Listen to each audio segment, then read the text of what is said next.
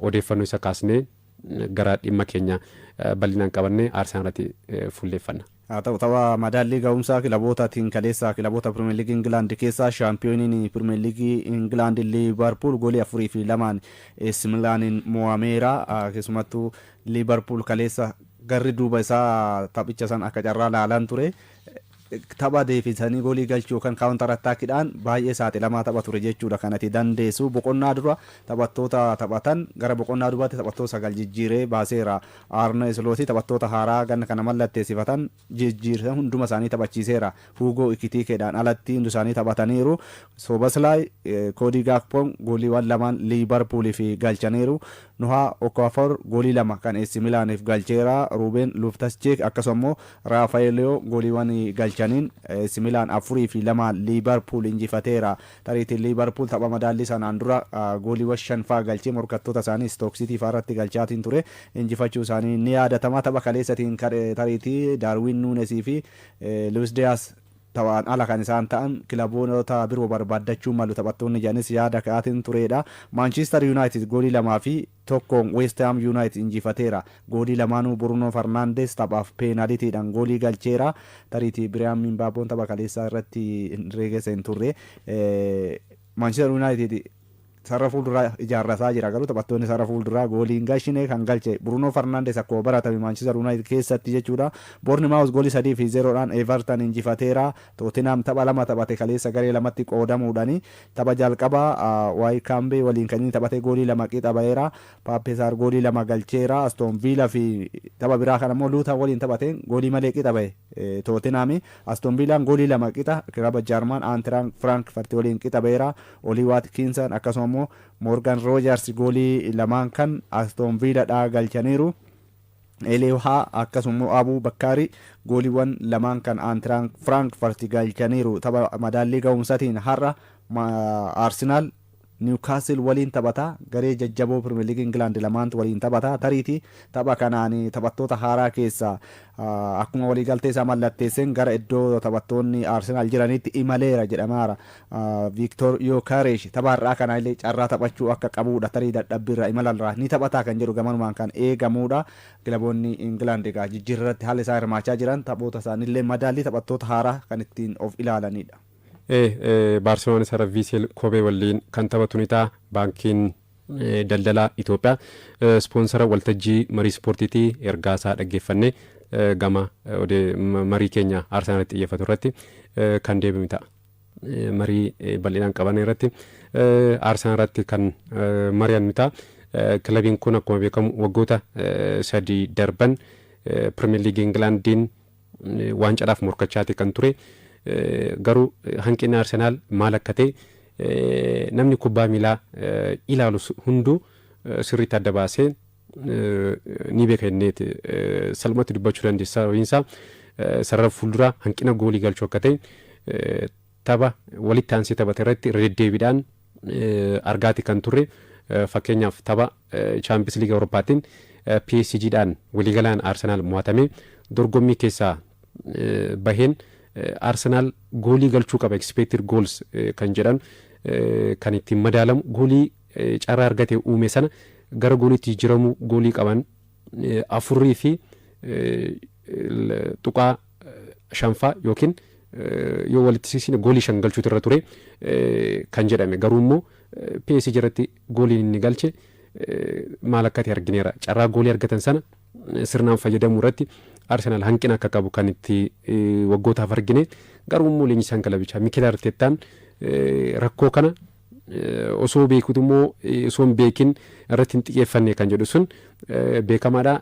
Dhugaadha, leenjisaa cimaadha. Garuu immoo taphataa sarara fuulduraa tokko irratti xiyyeeffachuu caala taphattoota bara dorgommii tokkoon goolii hedduu sii galchan 3-4 qabaachuu naaf fayyachuu danda'a kaasuu dandeessa. Leenjisaan kan PSG illee kan Luis Enrique bara dorgommii tokkoon taphataa goolii 40 naa galchuu tokko qabaachuu caala taphattoota 3-4 bara dorgommii tokkoon goolii 10 fi isaa ol naaf galchan naaf fayyachuudhaan kan Luis Enrique dubbate. Garuu immoo Arsenal keessatti waggoota 2 darban taphataan bara dorgommii tokkoon goolii 10 fi isaa ol galchee jira yoo kaaste bara dorgommii darbe fakkeenyaaf Kai Havertz yoo kaaste bara dorgommii tokkoon Premier League Englandiin goolii 9 qofa kan galchee Arsenal keessatti taphataan goolii hedduu galchee bara dorgommii darbe liigichaan xumure Kai Havertz goolii 9 qofa isaayyuu naannoo baatii 3-4 sababa miidhamaatiin hin taphanne. Kanaaf rakkoon Arsenal maal akka ta'e sirriitti kan beekamudha. Leenjisichi garuu taphattoonni Arsenal keessatti mallatteessifate yoo laalle taphataa sarara gidduudhaaf paawundii miliyoona 300 fi miliyoona 92.6 kan inni baasee sarara isaatiif paawundii miliyoona 200 fi miliyoona 47.5 sarara fuulduraa yeroo jennu garuu Arsenal keessatti Mikel Arteetaan taphataa sarara fuulduraa lakkoofsa 9 sirrii ta'e kan akka Erling Haaland, Robert Lewandowski, Alexander Isak faa Mikel Arteetaan hin mallatteessifanne. Jesus faa kaasuu dandeessa, Kai Havertz faa kaasuu dandeessa. Taphattoonni kunneen taphattoota sarara fuulduraa kan akka Erling Haaland faa osoo hin taane caalatti Jesus qarqara bahee taphachuu bakka kanarratti kan inni taphachaati ture. Havertz ammoo innis sarara gidduu lakkoofsa 8 irratti kan taphatu garuu yeroo rakkoo lakkoofsa sarara fuulduraa lakkoofsa 9 false 9 kan jennu irratti taphachaati kan ture. Taphattoota akkasiitiif paawundii miliyoona 75 qofa taphataa sarara fuulduraatiif kan baase. Goolii eegaadhaa paawundii miliyoona 71.9 baasee taphataa sarara fuulduraatiif garuu paawundii miliyoona 100 illee hanga Arsenaal leenjisaa turetti Mikel Arteetaan hin baasne. Gama kanaan sirriitti komatamaatti kan ture. Amma garuu xumuratti Victor Gyökeres liigii Poorchugaaliin taphataa ga'umsa olaanaa mul'isaa ture. Goolii carraa goolii argate sirnaan fayyadamaa ture sana harkatti galfateera. Kaleessa taphataan kun ifatti Arsenaaliif kan inni mallatteesse. Dhugumatti taphataan kun rakkoo Arsenaal goolii galchuu sana ni fura, Arsenaal waancaa ni fudhata kan jedhu sun gaaffiidha. Taphataan kun garuu ga'umsa olaanaa akka qabu, goolii galchaa akka ture, Arsenaaliif ta'uu akka danda'u dubbachuun nama salphaadha itti kaasuu kan dandeessudha. Dhugaadhaa Premier League fi liigiin Poorchugaal garaagarummaa guddaadha kan qabu. Garuu immoo rakkoo Arsenaal ni furaaf leenjisaan Arsenaal Mikel Arteetaan hooggantoonnis itti abdachuudhaan taphataa kana kan isaan mallatteessifatan.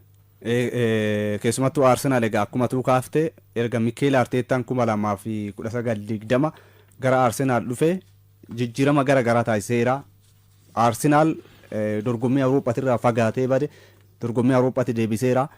Arsenaal baroottan darban walitti aansee si'a sadaffaadhaaf Premier League England shaampiyoonummaadhaaf eegame sadarkaa lammaffaan xumureera.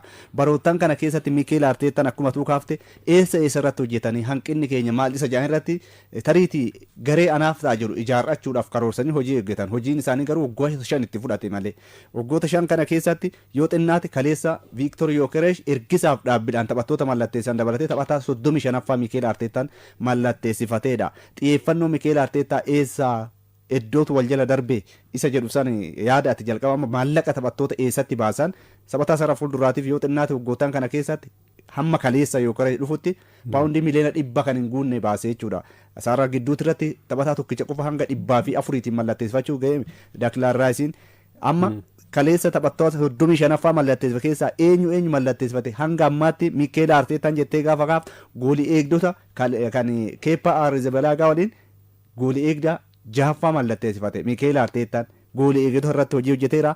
Sarara ittisaatii irratti taphattoota 11 mallatteessifate. Mikel Arteetaan baay'inaan sarara ittisaatii irratti hojjetaa ture jechuudha, jijjiiraa ture. Sarara ittisaaf sarara gidduu kan amma ati kaafte ittisas gidduus warra ta'anii taphattoota taphachuu yookaan immoo sarara qarqara lamaan taphachuu warra danda'an walirratti taphattoota 15 mallatteessifateera. Mikel Arteetaan hanga ammaatti taphattoota inni irratti hin xiyyeeffatin eenyu ture sarara ittisaa sarara fuulduraa taphattoota taphatan jedhe 2 qofa mallatteessifate Mikel Arteetaan. Lamaan kunuyyuu akkuma tuu jalqaba kaafte isaan sirrii taphattoota sarara center forward sarara fuulduraa isa jedhan san isa sirrii lakkoofsa 9 irratti Haaland, Lewandowski isa jettu kana warra akkasii miti. Gabriel Jesus Manchester City irraa mallatteessifate takkaa'uu miidhamaan badaa yoo barbaade sarara qarqaraatti taphata gaafa rakkate sarara gidduu akka 9 taphachifata. Kai Havertz RB Leipzig keessatti akkasuma Chelsea keessatti inumaayyuu egaa Chelseatti dhufee badee darbee Champions League Awurooppaatiin goolii san galchee maqaan isaa kaafame malee gara Arsenaal kan inni dhufe yoo barbaade sarara gidduutti amala sarara gidduu taphataa qabu kana tariitii hojjaan isaas dheeradhaa carraa argate fayyadamuu irratti kubbaa qilleessa irraattis carraa waan qabuuf taphataa kan akka lakkoofsa 9 darbee itti fayyadama Mikel Arteetaan. Akkuma tuu kaafte garuu bara dorgommii darbe goolii 9 galche. Goolii Pirimeer Liigii Ingilaandiin kan hedduu galchee xumure Mohaammed Saalaan goolii 27 galche. Garaagarummaa gara goolii 18ti. Garaagarummaa shaampiyoonummaadhaaf Arsenaal kanaaf morkachuu hin danda'ettee yaadda.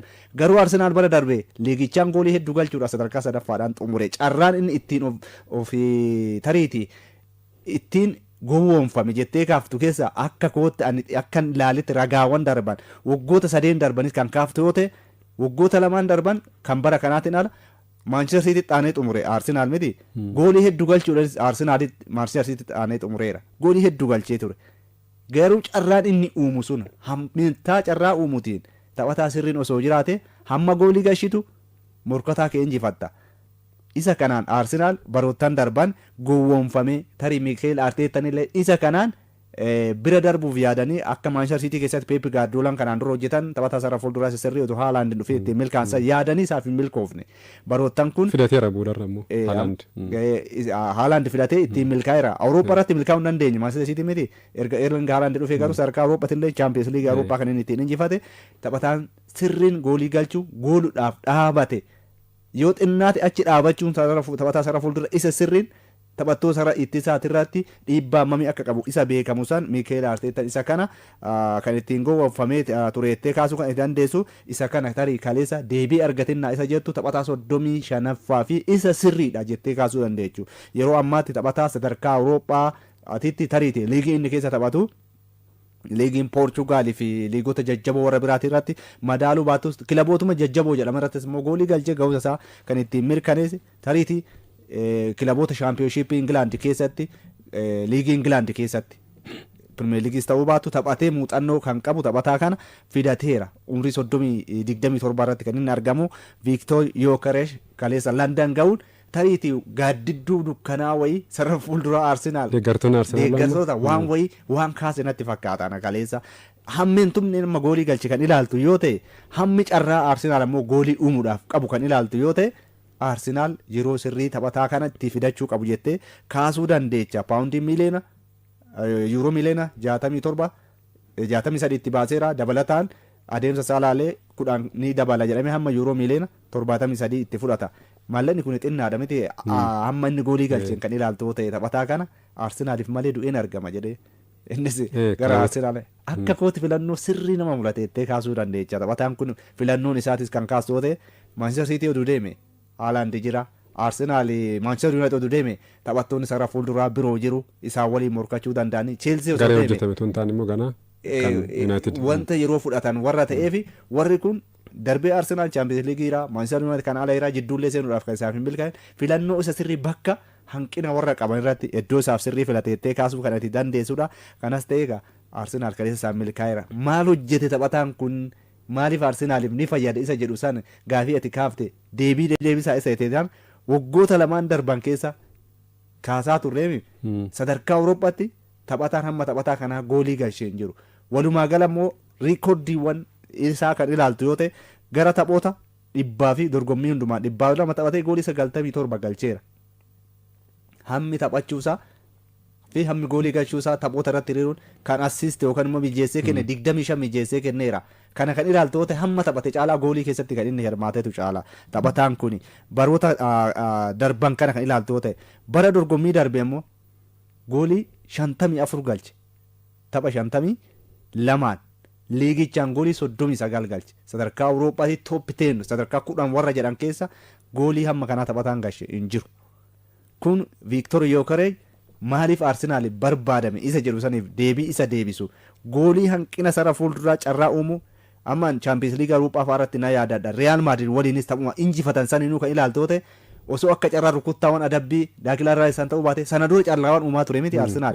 Sarara peenaalitii keessatti carraawwan akkamii uumee goolii ta'uu danda'an garuu osoo taphattoonni akka Haaland faan osoo achi keessa jiraatanii akkam jechaa turre. PSG irratti kan isaan ittiin carraa uuman san isa san taphattoota akkasitti barbaadama jechuudha. Carraan hojii isaanii guyyaatti taphataan sarara ittisaa akkamiin taphattoota sarara fuulduraa qabu akka qabu taphataa sarara fuulduraa goolii galchuu hojii isaa waan ta'eef hojii kana sirnaan baata taphataan jettee ati eegdu taphataa isa kanaadha. Isa kana Arsenaal kaleessa London fidateera tarii akkuma atuu kaafte amma hir'inni goolii galchuu Arsenaal bara dorgommii tokkotti erga Pierre-Emerick Aubameyang Arsenaal keessaa ba'e waggaa tokko keessatti liigichaan goolii 20 taphataa galche hin qabu Arsenaal waggoota darban sana dura taphattoonni galchaniiru Alex Sanchez jira taphattoonni seenaa qaban Arsenaal keessatti kan akka Thierry Henry faan jiru waancawwan Premier League England Arsenaal keessatti akka injifatu warri maqaa qaban hidhannoon kunillee isaaf kennameera mucaa kana kaleessa akka milkaa kan jedhu gamanuma waan addaa waan eegamuudha tariitii sadarkaan liigichaa inni ati gaafte sunii fi inni ammoo xiinsammuu taphataati irratti hojii leenjisaati irratti hundaa'a jedheen kaasaa. Wantoota hedduu dabaluu danda'a taphataan kun fakkeenyaaf liigii Poorchugaaliin bara dorgommii darbe Sprint kan jennu taphattoota sarara ittisaa garee faallaa duuba fiiguudhaan yeroo 85 bara dorgommii darbe taphattoota sarara ittisaa duubarra saffisaan kan inni fiige liigii Poorchugaaliin kana gochuudhaan sadarkaa tokkoffaan bara dorgommichaa kan xumure saffisa isaa kan laallu yoo ta'e sa'aatii tokko keessatti kiiloomeetira 25 kan inni saffisa olaanaadhaan fiigu hagam taphataan kun saffisa olaanaa akka qabu taphataan sarara ittisaa isa bira ga'uudhaaf akka rakkatu kan agarsiisudha. Premier League England kana yoo kaasne Nicholas Jackson yeroo 24 taphattoota sarara ittisaa duubaa kan inni fiige dachaadha itti kaasuu kan dandeessudha. Arsenal keessatti taphataan akkasii jira jettee yoo kaaste darbee Martinelli waggoota kan darban dhiiseera malee Champions League Euroopaatti Real Madridatti goolii galche sana saffisaan taphattoonni sarara ittisaa kan Real Madrid iddoo isaan dhiisanii dhufan sana saffisaan fiigee goolii galche kan argine isaan alatti taphattoonni sarara fuulduraa Arsenal fayyadamaati ture Gabriel Jesus Mikel Merino bara dorgommii darbee rakkoodha jedhee fayyadamee akkasumas Jesus taphattoonni kunneen sadan taphattoota sana akka Victor Gyökeres taphattoota sarara ittisaa gareen faallaa iddoo dhiisanii dhufan sana saffisaan fiigee fayyadamuu taphattoota akkasii mitiin kan Arsenal garuu Victor Gyökeres kanaan taphataa beekamu waan ta'eef Arsenaliif wanti kun ammoo sirriitti fayyada jettee kaasuu dandeessa. Fakkeenyaaf Arsenal kilaboota jajjaboo waliin yeroo taphatu Liverpool, Manchester City, Chelsea faa kaasuu dandeessa. Manchester United faa waliin yeroo taphatu kubbaa garee faallaatiif kilaboota kanneeniif kennee yeroo taphatu kilaboonni kunneen Manchester City, Chelsea kaasuu dandeessa. Liverpool haayilaayiniidhaan kan isaan taphatan taphattoota sarara ittisaa isaanii hanga sarara gidduutti fidanii waan taphatanuuf iddoo isaan taphattoonni sarara ittisaa gatanii dhufan kana Victor Gyökeres salphumatti fiigee taphattoota kubbaa yeroo mijeessaniif goolii galchuu irratti hanqina waan hin qabneef sana kilaboota jajjaboo irratti Arsenal ni fayyadamaa fi kan eegamu kanatti ammoo waggoota darban rakkoon Arsenal goolii galchuu yenneera gara gama qarqara bitaatiin Martinelliin taphatuun rakkoo guddaa Arsenal ture sana goolii galchuu kubbaa mijeessuu kubbaa gara goolitti yaalu gama qarqara bitaatiin sirriitti waggoota lama darban Arsenal gama kanaan sirriitti kan itti rakkate jettee kaasuu kan dandeessudha. Fakkeenyaaf Martinelliin kubbaa qabatee yeroo gara garee faallaa deemu taphattoota sarara ittisaa waliin yeroo walitti dhufu taphattoota kanneen tokkoof tokkoon darbee goolii yaaluu goolii galchuu mijeessuu irratti hanqina akka qabu ni beekama. Garuu immoo taphattoonni qarqara bitaatiin bakka isa duuba taphatan Luis Skelly kaasuu dandeessaa yookiin Calafiori kaasuu dandeessaa Zinchenko kaasuu dandeessaa akka kilaboota Manchester City fakkeenyaaf Dokun yeroo kubbaa qabatu taphataan sarara ittisaa bitaa isa fuuldura deemee iddoo bansiisaaf yookaan iddoo qabataa fi kan Arsenal garuu Skelly kaaste Zinchenko kaaste Calafiori kaaste gara sarara gidduu seenanii caalatti sarara gidduudha kan isaan dhiibbaa uumanii taphatan. Kun ammoo Gabriel Martinelli taphattoonni garee faallaa salphumatti lama ta'anii kubbaa yeroo harkaa fudhatan argaati kan jiru. Kanaafis immoo inni kubbaa gara duubaatti deebisaa yookiin gara dalgaatti taphattootaaf kenna. Victor Gyökeres ammoo liigii Poorchugaal keessatti caalatti kubbaa fudhachuudhaaf gara qarqara bitaa waan ba'uuf qindoomina kana dura Arsenal keessatti waggoota bara dorgommii 2022 Gabriel Martinelli, Granit Xhaka, Zinchenko uuman sana bara dorgommii dhufu tarii Arsenal keessatti waan gaarii arguu akka dandeenyu kaasuu kan dandeenyudha. Sababiin isaa Arsenaal bara dorgommii 2023 qindoomni taphattoonni kunneen sadan uumaniin goolii hedduu kan itti galchedha. Fakkeenyaaf bara dorgommii sana Maartineelii goolii 15 galchuudhaan kubbaa goolii galan 6 mijeessee Jaakan goolii 7 galchee 7 kan mijeesse akkasumas ammoo Zinchenkoon goolii tokko galchee seenaa isaatiin yeroo jalqabaatiif Premier League Englandiin bara dorgommii sana goolii kan galchee kubbaa goolii galan 2 kan mijeesse. Ragaalee lakkoofsa kan taphattoota kunneen sadan seenaa kubbaa miilaa isaaniitiin ragaalee lakkoofsa akkanaa galmeessan hin beekan. Goolii hagana galchan hin beekanu, kubbaa hagana mijeessan hin beekanu. Kanaaf Arsenaal Victor Yokeresh qarqara bahee taphachuunsaa kubbaa fudhachuunsaa Gabriel Martinelliin kubbaa yeroo inni qabatu gara qarqara bitaatiin bahee kubbaa waan harkaa fudhatuuf tarii qindoomina kana dura waggaa 2 dura ture sana irra deebiidhaan arguudhaafis Mikel Arteetaan xiyyeeffatee taphataa kana mallatteessifate jettee kaasuu kan dandeessudha. Kanatti ammoo gareen fakkeenyaaf bara dorgommii darbaa Arsenaal kilaboota ittisa irratti xiyyeeffatan sarara ittisaa fi taphattoota sarara fuulduraa gidduu isaanii meetira muraasa walitti siqanii sirriitti tuutaanii taphatan ittisa jabaa qaban ittisa sana bansiisee goolii galchuurratti hanqina guddaa akka qabu argineera. Fakkeenyaaf kubbaa caalmaa taphaa harka 60 fi isaa ol fudhate keessaa taphoota 17 keessaa tapha 7 qofa kan injifate. Hagam garee faallaa ittisa isaanii dallaa ittisa cimaa sana bansiisuu irratti kubbaa gara gooliitti yaaluu taphattootaaf kubbaa mijeessuu irratti hanqina akka qaban kan agarsiisudha. Kanaaf Victor Yokeresh kanas illee hanga ta'e ni furaaf kan eegamu. Sababni ammoo sarara penaaltii keessatti taphataan kun taphataa kubbaa dhaabbatee eeguu miti. Sarara penaaltii keessatti waan sosocho'uuf taphattoota sarara ittisaa akkan tasgabboofne kan inni godhu.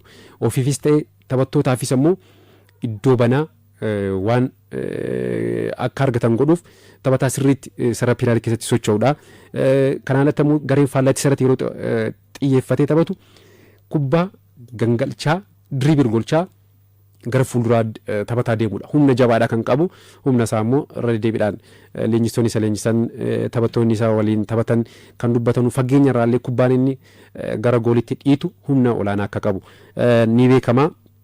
Humna olaanaa qabaachuun isaa immoo sarara ittisaa keessatti gareen faallaa ittisa jabaa yeroo qabaatan taphattoota kanneen waliin wal dhiibee goolii galchuudhaaf fakkeenyaaf Aguero kana dura argaatii turre Didier Drogba fa'aa kana gochaati kan turani taphata akkasiiti humna jabaa waan qabuuf Premier League England humna irratti xiyyeeffata humna sanaan fayyadamee gareen faallaa sirriitti ittisa xiyyeeffate sana bansiisuu irrattis hanga ta'e Arsenaaliif furmaatanii fidaaf kan eegamu.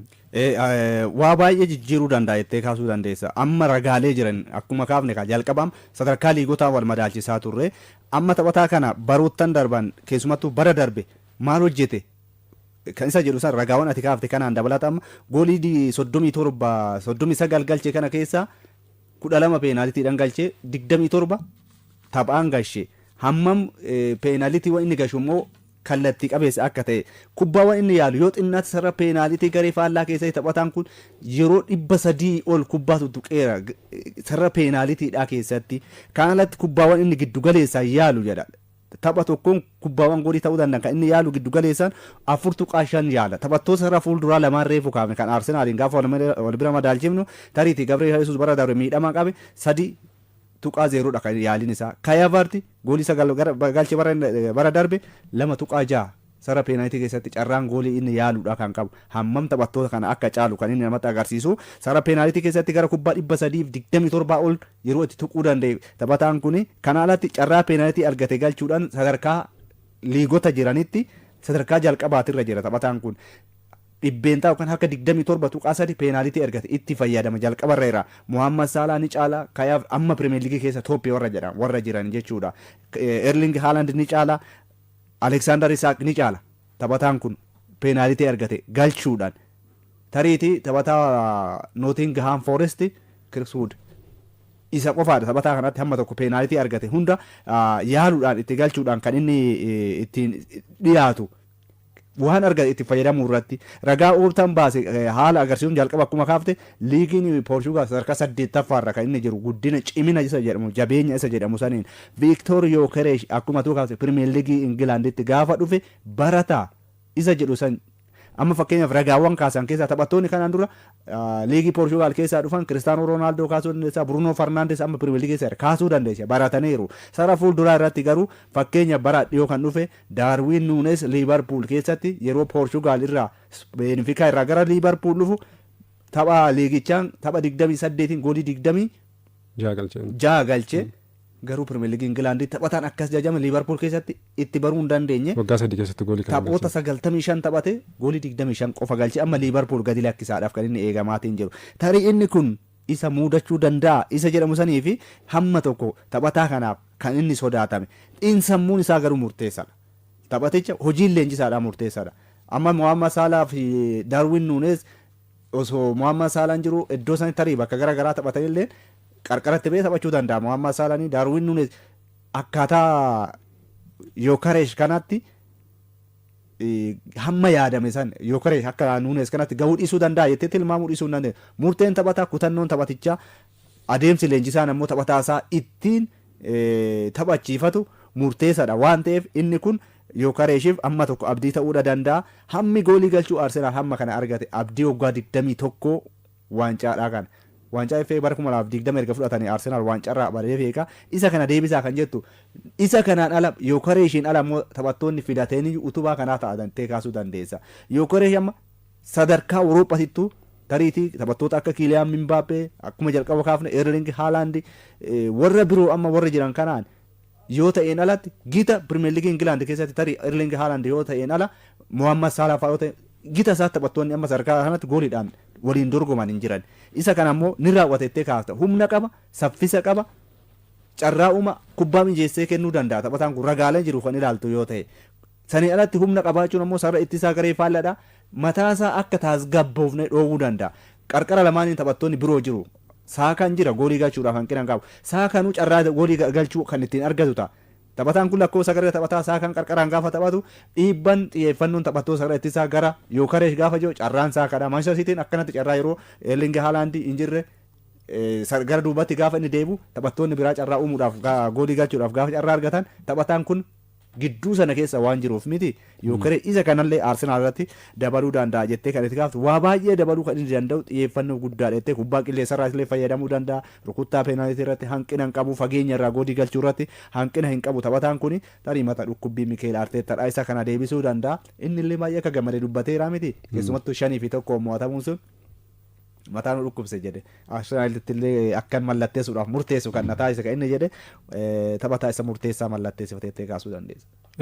Tarii wanti guddaan taphataan kun Arsenaal taphataa kan irraa fayyadamuu danda'u wanti biraa yoo kaasne fakkeenyaaf Pirimeer Liigii Ingilaand bara dorgommii darbeen Bournemouth, Newcastle United, Liverpool sarara penaaltii ofiin alatti kubbaa hedduu injifachuun kubbaa garee faallaarraa sarara penaaltiin ofiin alatti harkaa buufachuudhaan Bournemouth tokkoffaa Newcastle lammaffaa Liverpool sadarkaa sadaffaan kan xumuran Arsenaal gama kanaan yoo kaasne sadarkaa afuraffaan bara dorgommichaa kan xumure sarara penaaltiin ofiin alatti dafee garee faallaarraa taphattoota irraa kubbaa buufachuudhaan sadarkaan inni irratti argamu baay'isaa afuraffaadha. Garuu immoo kubbaa buufate kana saffisaan sekoondii 10 keessatti ariitiidhaan harka 6.7 qofa sekoondii 10 keessatti gara garee faallaa deemee kubbaa kanaan gara goolitti yaaluudhaan sadarkaa kilabootaa yoo ilaalle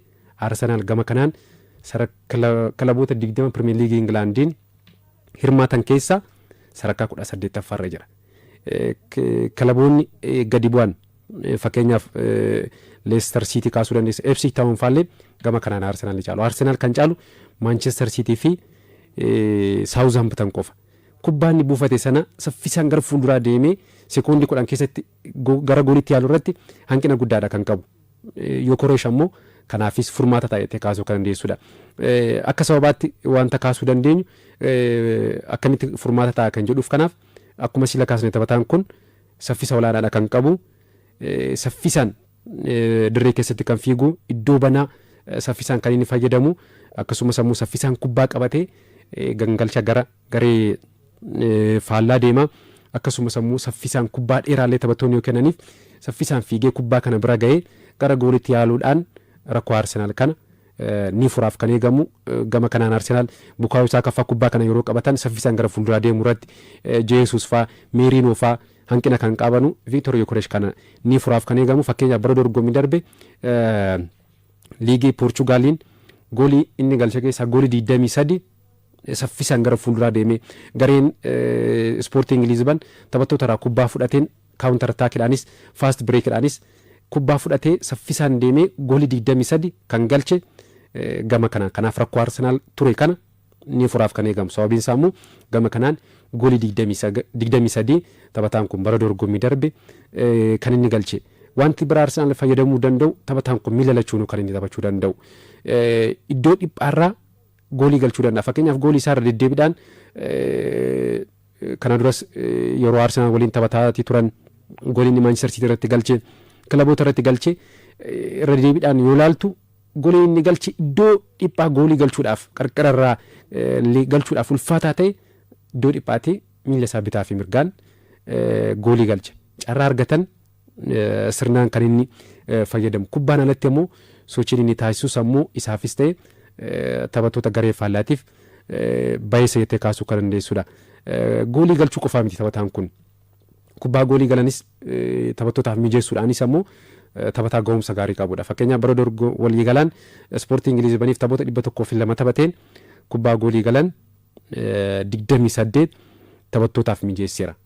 Kanaaf goolii galchuu qofa osoo hin taane taphattootaaf illee goolii kubbaa goolii galan mijeessuuf waan ga'umsa waan qabuuf tarii rakkina Arsenaal carraa uumuu taphattootaaf goolii kubbaa goolii galan mijeessuu irratti hanqina jiru san Victor Yokeresh ni furaaf kan inni qabu dandeettiin kubbaa qabatee dirree keessa fageenya dheeraa deemuu qabu kubbaa qabatee fakkeenyaaf taphattoonni tokko kubbaa qabatanii dirree keessa kana dura waliin yeroo maran Declan Rice kaasneera Jeremy Doku Manchester City keessa kaasuu dandeessa kubbaa qabatanii taphattoonni kunneen fageenya dheeraa dirree keessa fiiguu danda'u. Victor Yokeresh gama kanaan liigii Poorchugaaliin bara dorgommii darbe taphattoota lama qofatu isa caala. Arsenaal keessa olaaste immoo Jesus, Kayavas, Merino taphattoota kanneen waan akkasii dandeettii akkasiin qaban. Kanaaf Arsenaal taphataa kanarraa waa hedduu ni fayyadamaaf kaasuu kan dandeenyudha. Garuu immoo rakkoowwan itti ta'uu danda'an kaasuu kan dandeessudha. Fakkeenyaaf bara dorgommii darbe addaan itti bu'ee goolii tokkollee liigii Poorchugaaliin hin galchine addaan itti bu'ee goolii gara gooliitti kubbaa yaalu irratti hanqina akka qabu xiinxalli atleetik baase ni agarsiisa. Fakkeenyaaf harka 12.5 qofa addaan itti bu'uudhaan goolii gara gooliitti kan yaalu. Arsenaal keessatti ammoo bal'inaan rukuttaa dabbii taphattoonni qarqara lamaaniin Bukaayoo Saakaa Maartineelii yoo kaaste kubbaa qilleensarra kan isaan taphattootaaf kennanu. Kanaaf leenjisaan kubbaa dhaabbatee set piis coach kan jennu Nicolas Jove kanarratti sirriitti hojjechuu akka qaban kan agarsiisudha. Liigii Poorchugaalii fi kan Premier League England yoo kaasne akkuma sila kaasne garaagarummaa guddaadha kan jiru. Premier League England akka addunyaatti sadarkaa tokkoffaarra jira. Liigiin Poorchugaal sadarkaa 8ffaarra kan jiru. Tarii taphataan kun Premier League England osoo hin taane Championship England keessattis muuxannoo kan qabu goolii hedduu galcheera kubbaa goolii galanis mijeesseera ga'umsa gaarii qabatee kaasuu kan dandeessu. Garuu immoo liigiin Poorchugaalii fi Premier League England garaagarummaa guddaadha kan qabu. Fakkeenyaaf bara dorgommii darbe kilaba Boativa gara liigii gadiitti gadi bu'ee kilaba kanarratti tapha tokkoon goolii 4 kan galche. Kilabiin kun sadarkaa addunyaa irratti sadarkaa meeqaffaarra jira? 786 kan jiru. Kilaboota liigii Poorchugaaliin 20 hirmaatan keessaa kilaboonni 11 sadarkaa addunyaarraa 300 oli kan isaan jiran. Kanaaf garaagarummaa guddaan akka jiru kan agarsiisudha. Garuu deemee Premier League England taphachuu baatus Championship England liigii Poorchugaal irraa fooyyee waan ta'eef sadarkaa 7ffaarra waan jiruuf kilaboota Premier League England kan dura hirmaatan irrattis Championship England waan galcheef tarii milkaa'uu danda'a milkaa'uu dhiisuu danda'a kan jedhu sun isa yerootu deebisa. Garuu taphataan kun ga'umsa gaarii qaba. Hanqinoota kanneen lamaan sila kaasne kubbaa dhaabbatee addaan itti bu'uuratti akkasumas immoo Premier League Englandiin humna qaba. Taphataan kun humna kana irratti hojjetee ga'umsa gaarii ni mul'isa kan jedhu sun yerootu deebisa. Garuu immoo ammaaf garuu rakkoo Arsenaaliif taphataa sirrii yeroo sirriitti mallatteessifatan jettee kaasuu dandeessa. Walumaa gala egaa Arsenaal bara kana haala kanaan of qindeesseera yoo xinnaate hanga ammaatti gara paawundii miliyoona 200 fi miliyoona 10 baasee jira. Maartiin Zuubameendi, Nuuni Maadu'aake akkasuma immoo Kiristaan Noorgaardi, Kiristaan Moskeeraa, Keepaa Yokareesh kaleessa dirree kana gaheera. Amma dirreenis kunooti fardis kunooti isa jedhan santu isaan eeggata jechuudha. Tariitii wanta dabaluu qabu taphattoota hanga ammaatti goolii 39 bara dorgommii tokkotti warra galchan Kiristaanoo Roonaaldoo, Lionel Messi akkasuma immoo Roobert Lewandowski, Luis Suarez kanaan dura kana hojjetaniiru. Taphataan kun immoo badhaasa kophee warqii kan taphachuu danda'a yaada jedhu kaa'ataa jira. Arsenaalii fi Yokareesh maal waliin dabarsu kan jedhu bara 2025-26 deebi'a kenna. Jijjiirraan Mikel Arteeta kan bara dorgommii kana kan yeroo kamuu caala tarii waa fiduu fi akka danda'u kaasuu kan dandeenyudha. Taphattoonni inni fidate Nooni Maadu'eekee kaasuu dandeessaa. Deeggartoonni Arsenaal itti mormanus garuu Arsenaal fayyaduu akka danda'u kaasuu kan dandeessudha. Baay'ee fayyada. Kubbaa gangalchee gara fuulduraa deemuudhaan taphattoota Arsenaal ni caalaa. Kubbaa hedduu gara goolitti yaaluudhaan taphattoota Arsenaal ni caalaa. Bakka saakaan yeroo boqonnaa isa barbaachisu yeroo inni miidhame bakka isaa taphachuu danda'a. Maartineelli bakka bu'ee taphachuu danda'a. Kiristaan Noorgaard kubbaa dhaabbate irraa ga'umsa gaarii qaba, muuxannoo qaba. Pirimeer Liigii Ingilaandiin kubbaa dhaabbate ittisuu irratti Pirimeer Liigiin Arsenaal bara dorgommii darbe rakkoo isaa kana kan ture. Taphataan kun garuu kubbaa rukuttaa rogaa ittisuu irratti sadarkaa jalqabaa irratti argama. Faabiyaan Sheer Gaabireel Maagaalesh taanuudhaan goolii galchuudhaan sadarkaa sadaffaa irratti kan argamu. Akkasumas immoo Maartiin Zuubimeendi, Paartee fi Joorjiinoo caala kubbaa gara duubaatti deebisuu gara dalgaatti kennuu caala kubbaa gara fuulduraatti saffisaan kennuu irratti waan xiyyeeffatuuf taphattootaaf waan mijeessuuf Arsenaaliif waa fiduu danda'a. Kiristaan Moskeeraa taphataa sarratti isaa umurii 21 ta'us ga'umsa gaarii bakka Saalibaa yeroo inni miidhamu, Gaabireel Maagaalesh yeroo inni miidhamu taphachuu danda'a. Qarqara bitaa irrattis bakka mirgaa irrattis taphachuu ni danda'a.